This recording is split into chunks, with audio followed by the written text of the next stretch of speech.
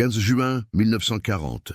Au-dessus des eaux grises et agitées de la Manche, à mi-chemin entre les côtes françaises et les falaises de Douvres. Le ciel est un manteau de nuages bas, lourd de pluie, qui étouffe le soleil naissant. Vous sentez l'air salin fouetter votre visage à travers la verrière du cockpit, tandis que le rugissement des moteurs Merlin du Spitfire MKI domine tout. C'est le vrombissement primal d'une machine de guerre, un grondement qui fait vibrer vos os, entrecoupé par le crachotement du radio qui grésille comme un feu mourant. Le lieutenant Pierre Duval, 24 ans, pilote de l'escadrille de chasse 1-8 Nice, serre les commandes de son avion.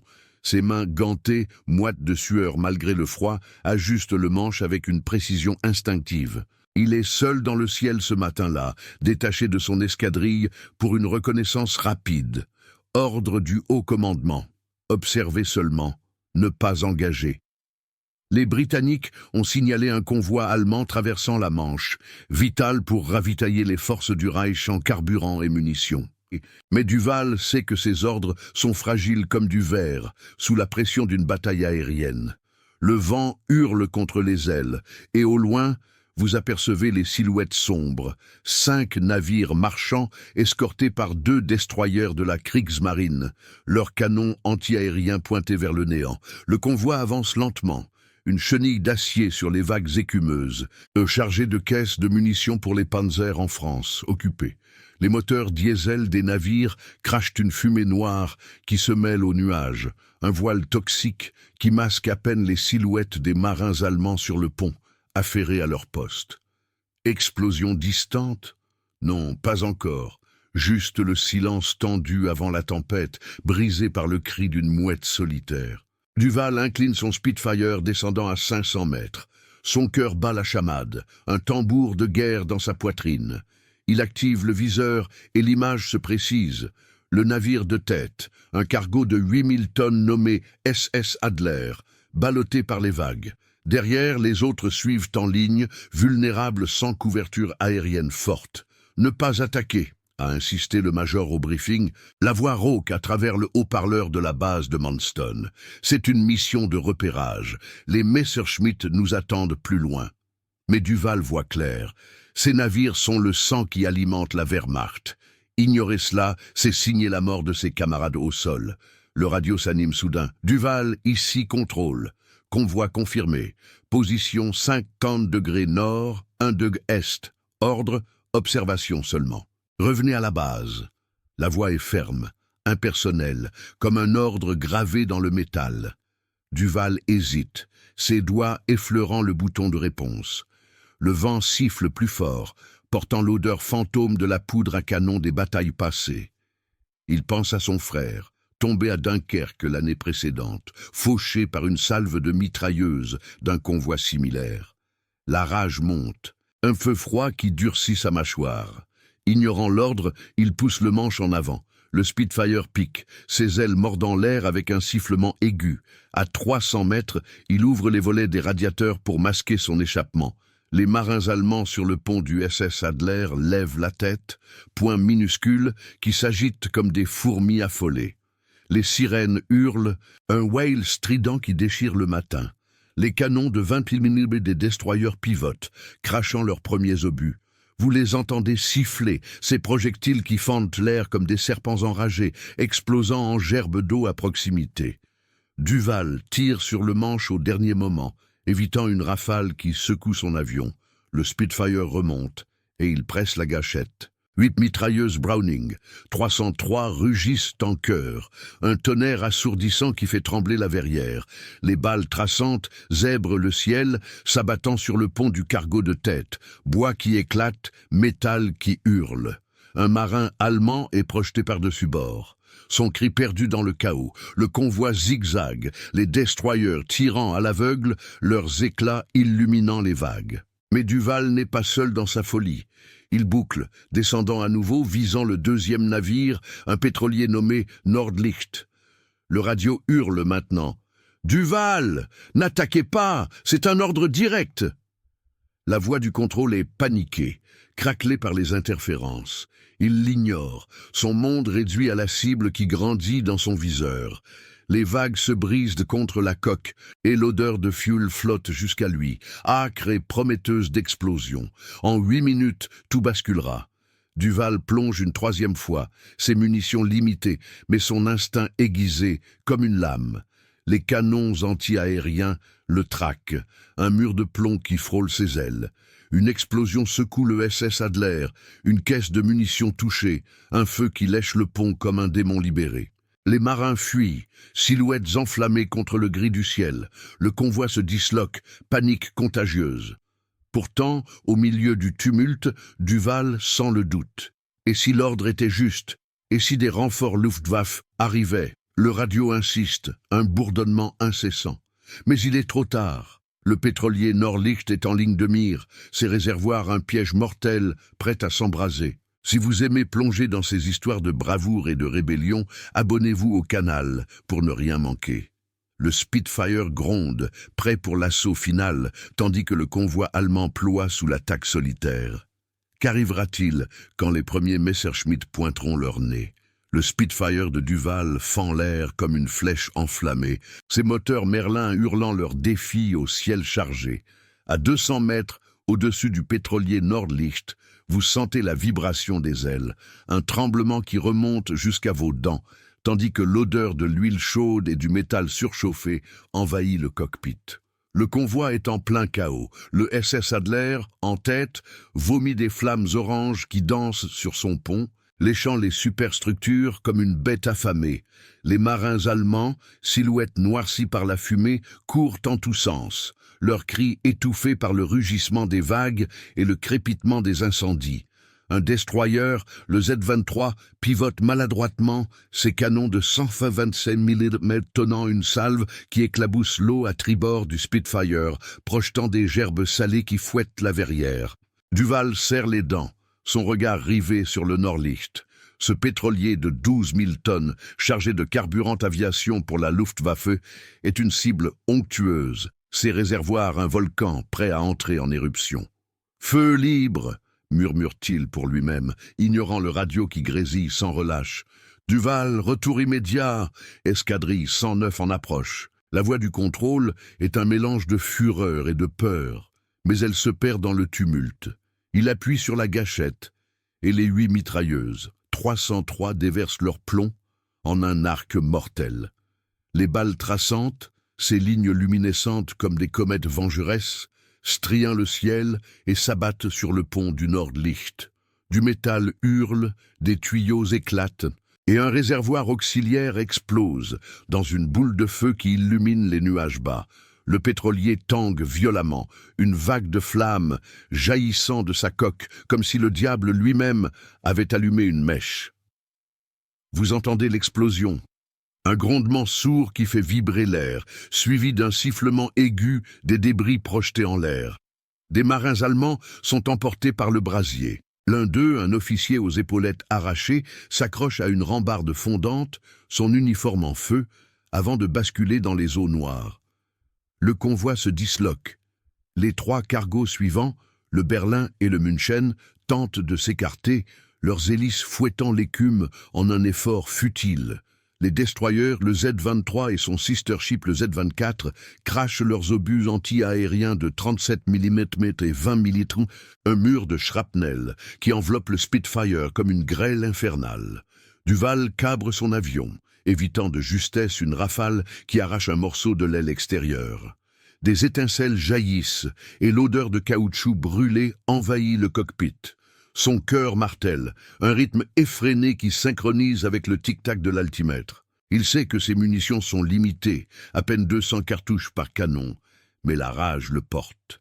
Pensant à son escadrille, ces hommes qu'il a laissés à Manston, il boucle pour un nouveau passage. Le radio insiste. Duval, Messerschmitt Bf 109, signalé à 10 km, évacuez la zone. Mais il n'écoute pas. Au lieu de cela, il vise le Berlin, le cargo central. Bourré de caisses d'obus pour les batteries côtières du mur de l'Atlantique. Le Spitfire pique à nouveau, descendant à 150 mètres, si bas que vous sentez presque l'écume des vagues gifler le dessous de l'avion. Les canons du Z-23 le traquent, leurs éclats explosant en boules de feu qui illuminent les flancs du destroyer. Une balle traverse la verrière, frôlant l'épaule de Duval. Il sent la chaleur du sillage, un trait de feu qui effleure sa combinaison de vol. « Merde !» grogne-t-il, ajustant le manche d'une main tremblante.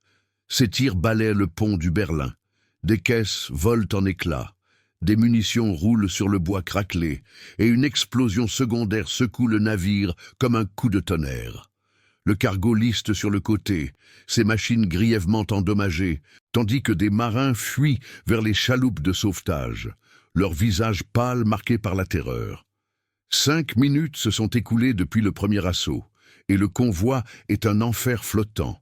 Le SS Adler brûle comme une torche, ses flammes atteignant 20 mètres de haut, illuminant les vagues d'une lueur infernale. Le Nordlicht, éventré, déverse son carburant en une nappe iridescente qui s'enflamme à son tour, créant un mur de feu sur l'eau. Les 2 destroyers, bien que intacts, sont paralysés par la panique. Leurs équipages, entraînés mais humains, luttent pour rétablir l'ordre, criant des ordres en allemand guttural qui se perdent dans le chaos. Duval remonte, haletant, son avion fumant légèrement de l'aile touchée. Il jette un œil au tableau de bord. Pression huile stable, mais le carburant diminue vite, et c'est Messerschmitt. Il les sent venir, un picotement à la nuque, comme un prédateur dans l'ombre.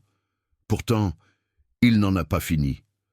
Le München, le dernier cargo, avance encore, ses soutes pleines de pièces pour les U-boots qui rôdent en Atlantique. Duval incline le nez du Spitfire, visant la timonerie. Le vent siffle, portant l'odeur âcre de la poudre et du fuel brûlé. Les canons antiaériens redoublent, un essaim de balles qui bourdonne autour de lui. Une explosion proche secoue l'avion, faisant sauter un voyant d'alerte, hydraulique endommagé. Il jure en français, un flot de mots crus appris dans les tranchées de 1918 par son père, mais il presse la gâchette une fois de plus. Les balles martèlent la superstructure du München, brisant les vitres de la passerelle où l'officier commandant du convoi, un capitaine de la Kriegsmarine nommé Klaus Werner, s'effondre sur son tableau, le crâne fracassé. Le navire dévie, heurtant presque le Z-24 dans la confusion. Des hurlements montent des ponts, un chœur de désespoir humain au milieu de la machine de guerre. Duval sent une pointe de pitié. Ces hommes ne sont pas des monstres, juste des pions comme lui. Mais elle est balayée par la nécessité. 8 minutes, pile depuis le début. Le convoi est brisé, ses navires fumant, leur cargaison perdue pour le Reich. Mais au loin, un grondement nouveau perce les nuages. Les moteurs Daimler-Benz des Bf-109, approchant à pleine vitesse. Duval vire sec, son Spitfire protestant contre la manœuvre. Le radio explose enfin. Duval, contact visuel. 3 Messerschmitt à votre 6 heures. Le ciel s'assombrit d'ailes croisées et la chasse commence pour de bon. Pourra-t-il s'échapper avec sa proie mutilée? Le Spitfire de Duval tangue violemment dans l'air chargé de sel et de fumée, ses moteurs Merlin poussés à leur limite, un hurlement strident qui déchire les nuages bas. À votre gauche, les flammes du convoi agonisant percent le voile gris.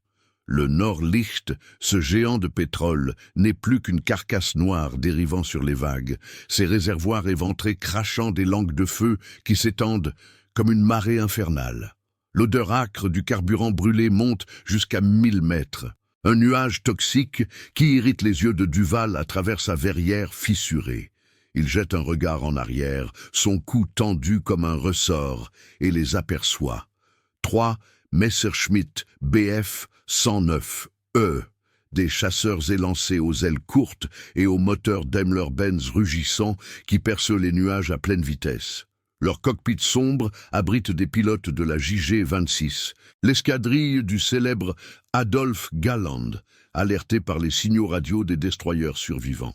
Duval, virage à bâbord. Il vous colle, hurle le contrôle depuis Manston, la voix craquelée par les interférences. Un mélange de statique et d'urgence qui fait grésiller les écouteurs de Duval. Il n'a pas le temps de répondre. Son pouls s'emballe. Un tambour effréné qui synchronise avec le vrombissement des hélices. L'aile endommagée de son Spitfire proteste, un grincement métallique qui remonte le manche jusqu'à ses paumes moites. Il bascule à gauche, forçant l'avion dans un virage serré qui plaque son corps contre le siège, la force centrifuge faisant hurler les longerons d'acier. Les Messerschmitt, plus agiles en piqué, le talonnent comme des loups affamés. Leurs canons de 20 mm MGFF et mitrailleuses MG-17 prêtes à cracher la mort. Le premier BF 109, piloté par un lieutenant nommé Hans Becker, ouvre le feu à 500 mètres. Vous entendez les obus siffler, un sillage de traînées qui zèbre le ciel comme des éclairs enragés. L'un d'eux frôle l'empennage du Spitfire, arrachant un morceau de tissu et de bois qui s'envole en lambeaux. Duval sent le choc, une secousse qui fait sauter les instruments du tableau de bord. L'aiguille du variomètre vacille follement, et une alarme stridente retentit pour le système hydraulique blessé. « Sacre bleu !» marmonne-t-il, sa voix rauque étouffée par le masque à oxygène. Il contre-attaque instinctivement, inversant son virage pour se placer en position de tir, mais les deux autres Messerschmitt couvrent leur leader, formant un schwarm serré. Cette formation en escalier typique de la Luftwaffe qui rend toute esquive périlleuse. En bas, le convoi est un tableau de désolation. Le Z-23, destroyer de la classe type 1936, avance en cercles erratiques, ses pompes luttant pour éteindre les incendies à bord du München qui coulent lentement. Ses soutes éventrées, libérant des milliers de pièces mécaniques pour U-boot dans les abysses de la Manche. Les survivants allemands, une centaine d'hommes trempés et noircis par la suie, se jettent dans les eaux froides, leurs gilets de sauvetage orange flottant comme des épaves humaines. L'officier Klaus Werner, gisant mort sur la passerelle brisée du München, fixe le ciel vide de ses yeux vitreux, un filet de sang coulant sur les cartes de navigation froissées. Les sirènes des navires coulés ululent encore, un lamento funèbre porté par le vent salin qui fouette les vagues écumeuses. Duval grimpe, utilisant la supériorité en montée du Spitfire pour gagner de l'altitude. Ses ailes mordant l'air humide avec un sifflement aigu. Les nuages bas l'avalent presque, un manteau gris qui masque à peine les silhouettes des poursuivants. Un second tir de Becker éclate à proximité, projetant des shrapnels qui tambourinent contre la carlingue comme une averse de grêle. Un éclat perce le fuselage, frôlant la cuisse de Duval.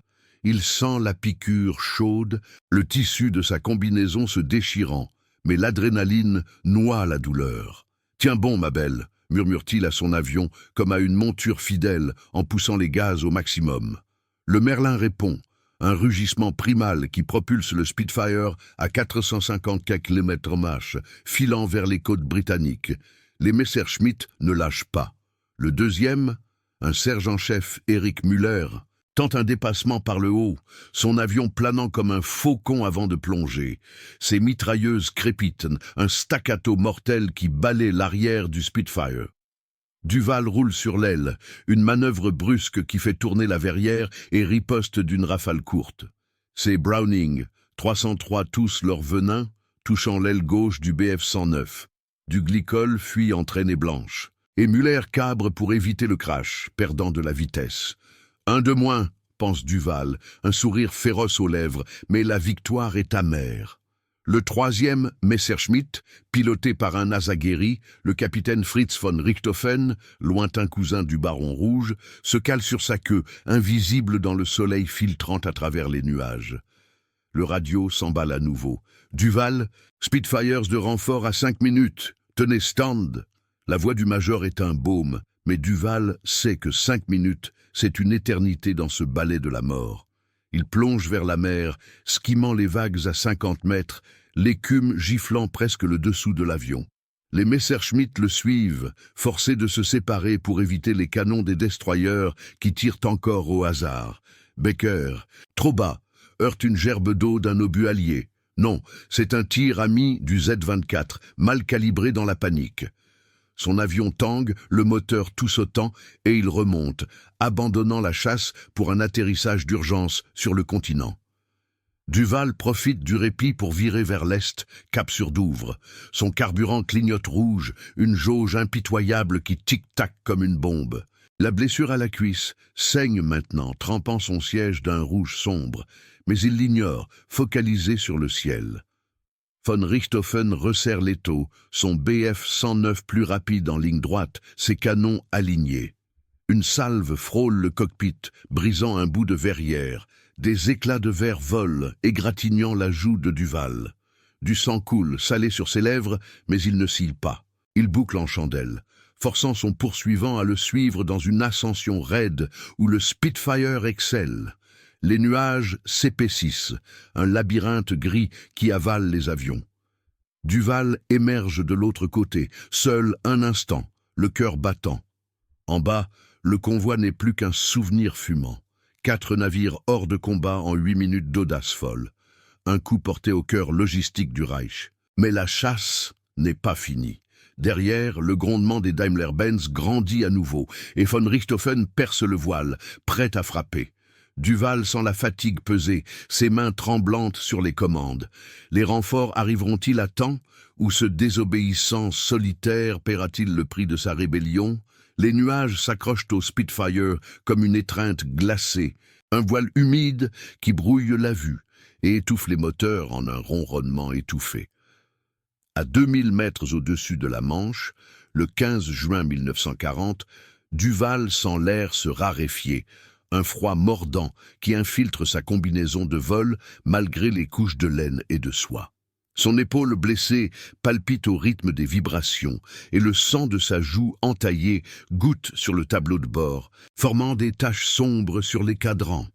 Vous imaginez le sel de la mer montant jusqu'ici, porté par les courants ascendants, mêlé à l'odeur âcre du glycol qui suinte d'une fuite mineure dans le radiateur. Le von Richthofen est là, invisible mais palpable. Son Bf 109, glissant comme un requin dans les brumes, ses mitrailleuses MG-17 chargées et prêtes. Duval pousse le manche en avant, plongeant vers une trouée dans les nuages, pour regagner de la vitesse. Le Spitfire répond avec un sifflement aigu, ses ailes elliptiques fendant l'air à 480 km/h. Mais l'hydraulique endommagée rend les gouvernes raides, comme si l'avion luttait contre ses propres chaînes. « Allez, tiens le coup !» grogne-t-il, sa voix rauque résonnant dans le cockpit exigu. Le radio crachote. « Duval, renforts en vue. Escadrille 74 à 2 minutes, cap 270. » C'est le major, sa voix un filet d'espoir au milieu du chaos statique. 2 minutes. Une éternité. Derrière, le grondement des Daimler-Benz grandit, un duo primal qui fait vibrer l'air. Von Richthofen émerge soudain à tribord, son avion perçant le gris comme une lame et ouvre le feu sans sommation. Les obus de 20 mm MGFF labourent l'espace, un staccato explosif qui illumine les nuages en éclats oranges. Vous les entendez siffler, ces projectiles qui déchirent l'air avec un hurlement strident. L'un d'eux explosant à 10 mètres du fuselage et projetant des ondes de choc qui secouent le Spitfire comme un jouet. Duval roule sur l'aile droite, une manœuvre instinctive qui plaque son corps contre le harnais, les sangles mordant sa chair. L'aile touchée grince, un avertissement métallique, mais il contre-attaque, une rafale de ses Browning. 303 jaillit, traçante rouge zébrant le ciel. Elle frôle le Bf 109, arrachant un bout d'aileron, et von Richthofen vire sec, son avion protestant en un virage qui le fait disparaître dans la brume. Le répit est bref. Müller, remis de sa fuite glycolée, réapparaît par le bas, son Messerschmitt remontant en chandelle pour se caler sur la queue de Duval. Le sergent-chef, un pilote aguerri de 28 ans avec déjà 5 victoires à son actif, presse la gâchette. Ses mitrailleuses crépitent. Un feu nourri qui balaie l'empennage du Spitfire. Du métal hurle, des rivets sautent et une vibration sourde envahit la queue. L'ascenseur est touché, rendant le contrôle plus erratique. Duval sent le coup, une secousse qui remonte le manche jusqu'à ses bras et jure en français ancien, appris des récits de son grand-père survivant de Verdun. « Pas aujourd'hui, salaud !» murmure-t-il, inversant son roulis pour plonger vers la mer. Les vagues en bas, grises et couronnées d'écume, se rapprochent à une vitesse terrifiante, l'eau salée giflant presque le dessous de l'avion à 100 mètres d'altitude. En bas, les vestiges du convoi flottent comme des épaves spectrales. Le Z-24, destroyer trapu aux flancs noircis, patrouille en cercle lent, ses projecteurs fouillant les débris pour repêcher les survivants. Une chaloupe allemande tangue au milieu des flammes résiduelles du Nordlicht. Des marins transis criant des ordres en allemand, leur voix portée par le vent comme un écho distant. L'eau est un chaos d'huile iridescente et de corps inertes. Le SS Adler coulait à pic, ne laissant que des bulles grasses à la surface. Duval skime la mer, forçant Müller à hésiter. Un piquet trop bas risquerait le crash dans les vagues.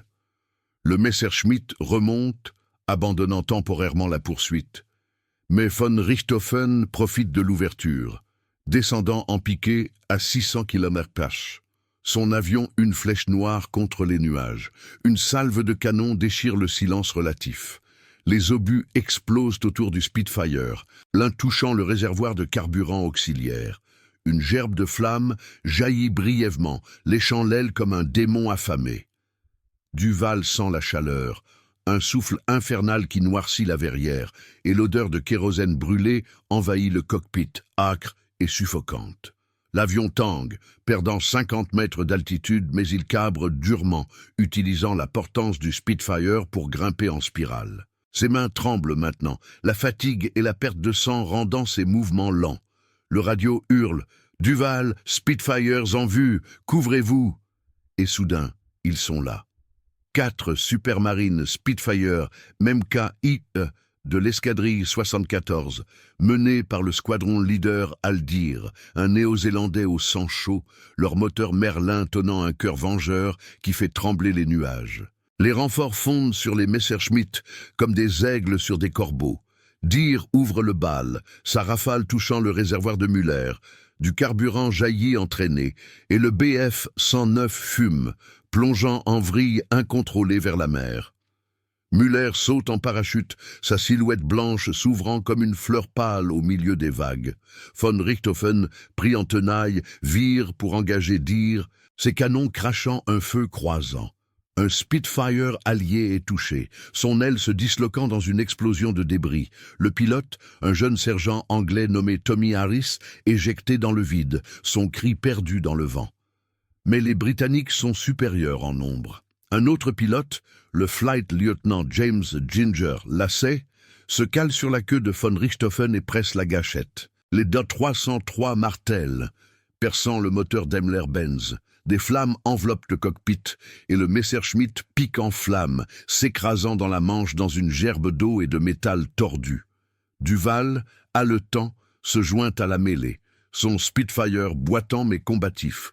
Il couvre Dir d'une rafale courte, forçant un dernier Bf 109, un renfort tardif, à s'éloigner. Le ciel s'éclaircit un instant, les nuages se fendant pour révéler les falaises blanches de Douvres au loin, un phare d'espoir dans le gris. Le combat s'apaise, les survivants allemands filant vers le continent, leur moteur couinant en retraite. Duval sent un relâchement, ses épaules s'affaissant contre le siège, mais la douleur explose. Sa cuisse saigne abondamment et l'aile endommagée fume légèrement. Le radio vrombit. Duval, atterrissage autorisé à Manston. Bien joué, mais vous avez du pain sur la planche avec le commandement. Les Spitfire forment une escorte lâche, filant vers la base. En bas, la Manche avale les débris du convoi, un triomphe solitaire qui pèse déjà comme une ombre. Duval pense aux ordres ignorés, à la cour martiale qui l'attend peut-être, et à son frère perdu. Les moteurs Merlin bourdonnent en harmonie, portant l'avion vers la sécurité relative. Mais au sol, les conséquences guettent. Que dira le major? Et si les Allemands ripostaient avec plus de fureur? La base approche, ses pistes de béton se dessinant comme une promesse fragile.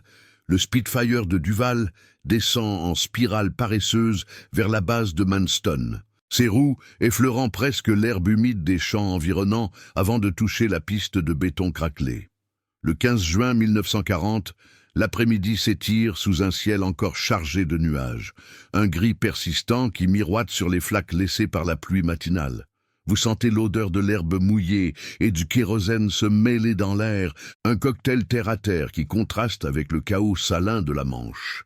Les moteurs Merlin toussotent leur dernier ronronnement, crachant une fumée noire, alors que Duval freine brutalement, les pneus hurlant sur l'asphalte comme un cri de soulagement.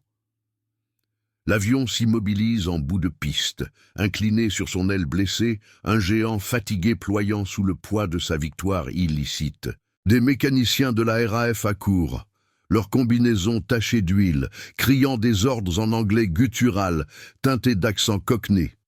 Bloody hell, look at that wing, get the trolley accumulator. Un sergent-chef, moustache raide et casquette de travers, pose l'échelle contre le fuselage. Duval pousse la verrière d'un geste las, l'air frais de Kent fouettant son visage ensanglanté. La douleur à la cuisse explose maintenant, un feu lancinant qui irradie jusqu'à sa hanche, et il grimace en descendant, soutenu par 2 mains gantées. Le sang a imprégné sa combinaison de vol, formant une croûte sombre qui colle à sa peau. « Bien joué, Frenchy !» marmonne le sergent en le traînant vers l'infirmerie, mais Duval n'entend que le bourdonnement dans ses oreilles, un écho des moteurs et des explosions. À l'infirmerie, une baraque de tôle ondulée aux murs peints en vert olive, l'odeur d'antiseptique et de bandages frais domine. Une infirmière australienne, aux cheveux blonds, noués en chignon strict, nettoie sa joue entaillée d'un coton imbibé d'alcool qui pique comme une guêpe. « Tenez bon, lieutenant. Pas de héros aujourd'hui, dit-elle d'une voix ferme. Ses yeux verts scrutant les dégâts sans pitié. Duval s'assoit sur le lit de camp, les ressorts grinçant sous son poids, et ferme les yeux un instant. Le radio qu'il porte encore grésille faiblement. Des rapports fragmentés sur le convoi, confirmés par des avions de reconnaissance britanniques. 4 navires coulés ou en feu, 2 destroyers endommagés, cargaison perdue. 5000 tonnes de munitions et carburant pour la Wehrmacht, disparus en 8 minutes d'audace. Mais les mots « désobéissance » et « rapport au commandant » percent le brouillard comme des lames. Le major Henri Lefebvre, un Français exilé de 45 ans avec une cicatrice barrant sa joue gauche, souvenir de la Somme en 1916, l'attend dans la salle de débriefing, une pièce étroite aux cartes punaisées sur les murs et aux lampes nues qui bourdonnent comme des mouches. L'air est lourd de tabac et de café froid, et Lefebvre, en uniforme froissé, arpente le sol de béton, une cigarette aux lèvres. « Duval, bordel de merde, qu'est-ce que vous avez foutu ?» Sa voix est un grondement bas, mêlé de colère et d'un respect réticent. Duval, pensé, mais encore pâle, s'assoit sur une chaise en bois qui craque. « Major, ce convoi, c'était le sang du Reich. Ignorer les ordres, c'était la seule façon de les saigner. » Il décrit l'attaque, les détails précis. Le piqué sur le SS Adler, l'explosion du Nordlicht, les munitions du Berlin qui ont volé en éclats, la timonerie du München fracassée. Ses mains gesticulent, traçant les trajectoires dans l'air, comme si le Spitfire était encore entre ses doigts. Lefebvre écoute, impassible, mais ses yeux trahissent le tourment. Il sait. Les signaux radio des destroyers Z-23 et Z-24 ont alerté Berlin avant même que les flammes ne s'éteignent. La Kriegsmarine a perdu un maillon vital pour ses U-boots en Atlantique et les Panzers en France occupée attendront leurs obus. Mais l'insubordination. Les ordres étaient clairs, observation seulement. Vous avez risqué l'escadrille entière pour une lubie personnelle. Duval sent la bile monter. Une lubie. Mon frère est mort à cause de convois comme ça, Major, et les nôtres meurent encore. La tension palpite dans la pièce, un silence pesant brisé par le crachotement d'un télétype dans le coin. Des nouvelles de Douvres, confirmant les pertes allemandes, mais aussi un rapport sur les Messerschmitt abattus par l'escadrille 74. Von Richthofen, rescapé de justesse, jure vengeance dans ses ondes interceptées. Dehors, la base bourdonne d'activité. Les mécaniciens démontent l'aile du Spitfire sous une bâche, inspectant les impacts de 20 millilitres qui ont labouré le métal comme des griffes. Un mécano britannique, un gamin de Liverpool nommé Billy, siffle d'admiration. Ce Jerry l'a bien amoché, mais il a tenu. Bon boulot, Matt. Duval, libéré du débriefing avec un ordre de repos forcé, erre vers les baraquements, boitant sur sa cuisse bandée.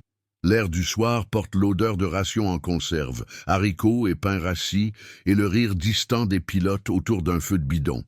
Aldir, le squadron leader de l'escadrille 74, l'intercepte près d'un hangar, une bouteille de whisky à la main.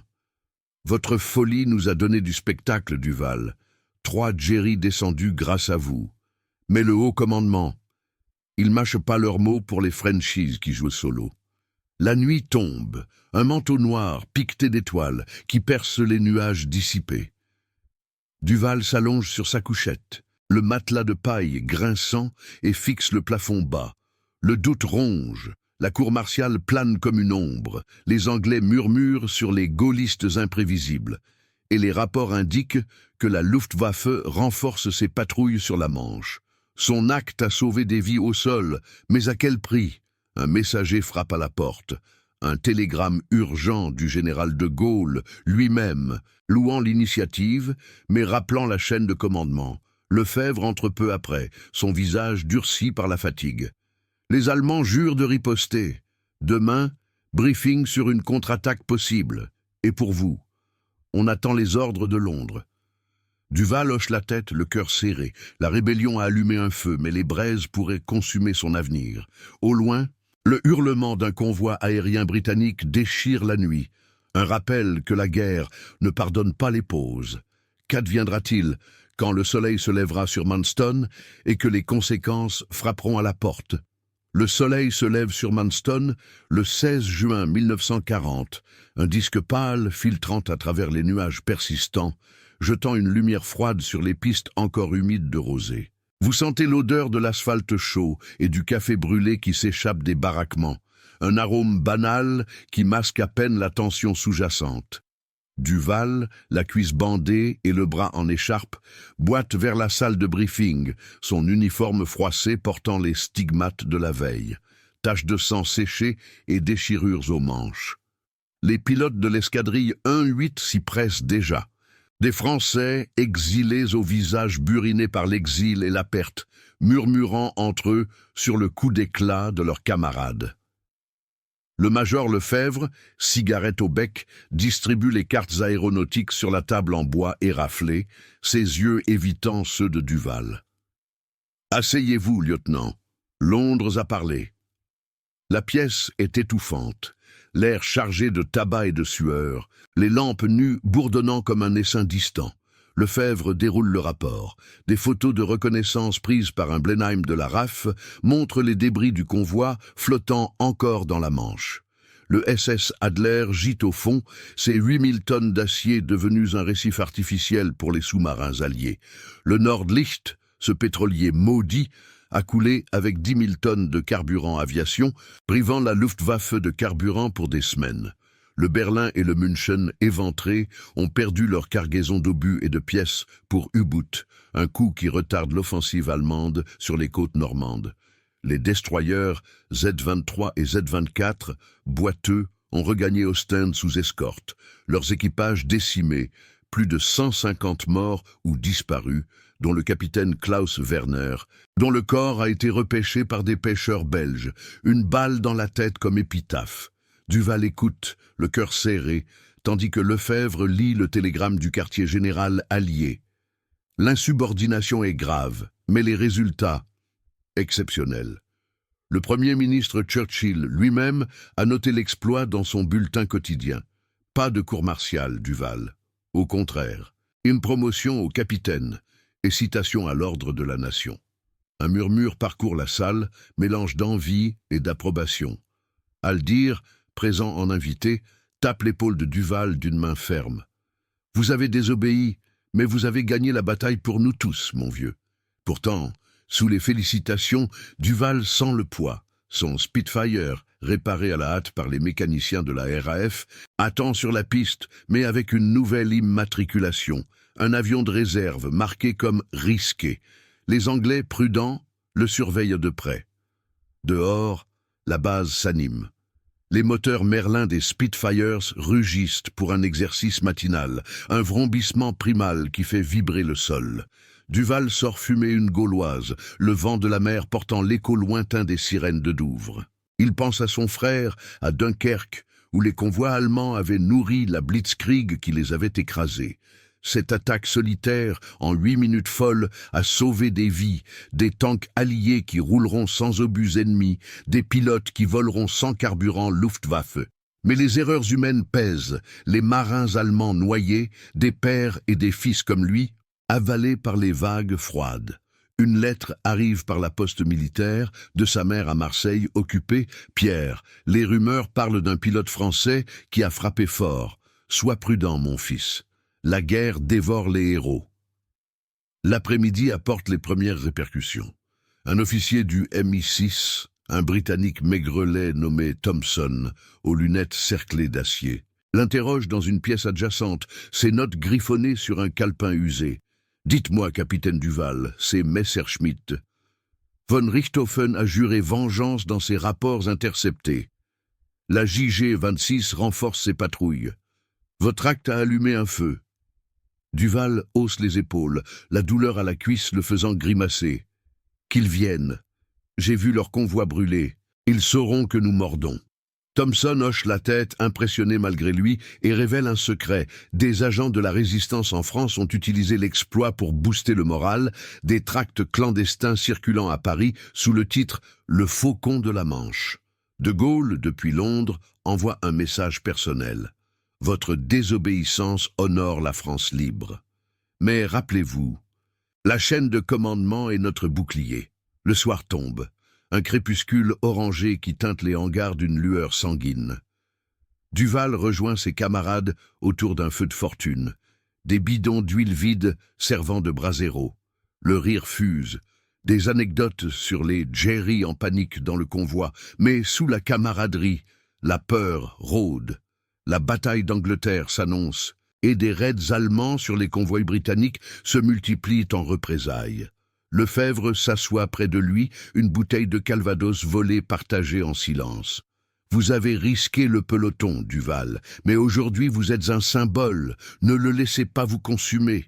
Duval boit, le liquide brûlant sa gorge comme un rappel de la rage qu'il a portée. Il pense aux 8 minutes. Le piquet initial, les explosions en chaîne, la fuite sous les balles. Un sacrifice calculé, humain dans sa folie. La nuit enveloppe Manston, les étoiles perçant le ciel clair pour la première fois depuis des jours. Duval s'allonge sur sa couchette, le bourdonnement des générateurs comme un lullaby distant. Demain, il volera à nouveau, sous ordre strict mais avec une liberté nouvelle. Le convoi détruit a ralenti le Reich, un caillou dans l'engrenage de leur machine. Mais la guerre continue, impitoyable. Des U-boots attendent en Atlantique. La Luftwaffe prépare sa revanche. Duval ferme les yeux, le visage de son frère flottant dans l'obscurité. La désobéissance a triomphé, mais à quel coût pour l'âme?